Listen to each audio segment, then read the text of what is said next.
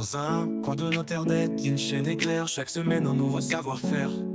Avec Blender 3D, elle nous enseigne modélisation, sculpte, texture, tout ça prend sans peine. La fabrique d'univers où les rêves prennent vie. Avec chaque tutoriel, elle nous éblouit.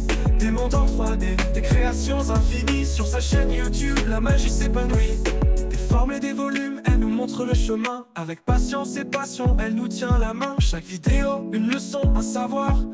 Dans l'art du numérique, elle nous fait croire. Bonjour à toutes et à tous, soyez les bienvenus dans ce nouveau tutoriel rapide sur Blender.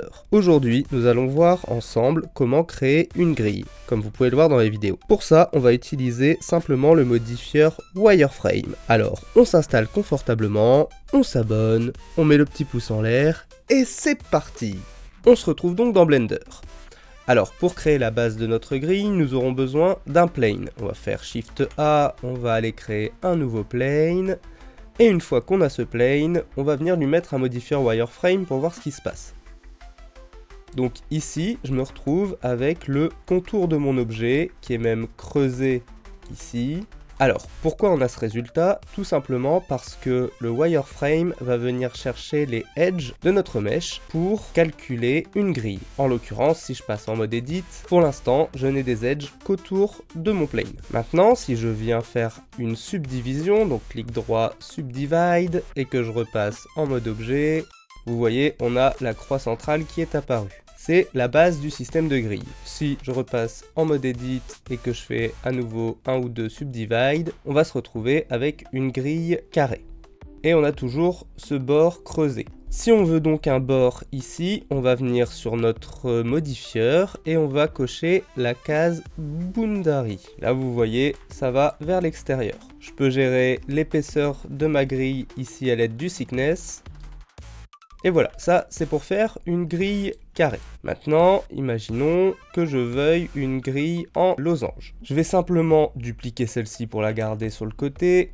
Et sur celle-ci, je vais venir en mode edit et je vais aller dans le menu de face et je vais choisir Poke Face. Comme vous pouvez le constater, ça a créé des triangles.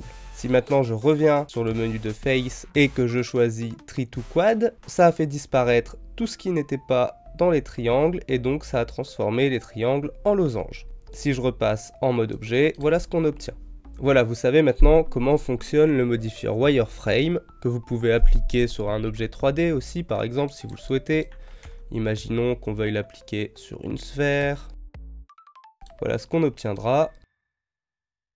Donc voilà, vous savez maintenant comment utiliser le modifieur wireframe pour créer des grilles. Maintenant, à vous de jouer. J'espère que cette vidéo vous aura été utile. Si c'est le cas, n'oubliez pas de la liker, de vous abonner, de la partager et pourquoi pas de lâcher un petit commentaire, ça aide beaucoup la chaîne. Sur ce, moi je vous dis à la semaine prochaine pour un nouveau tuto sur la fabrique d'univers.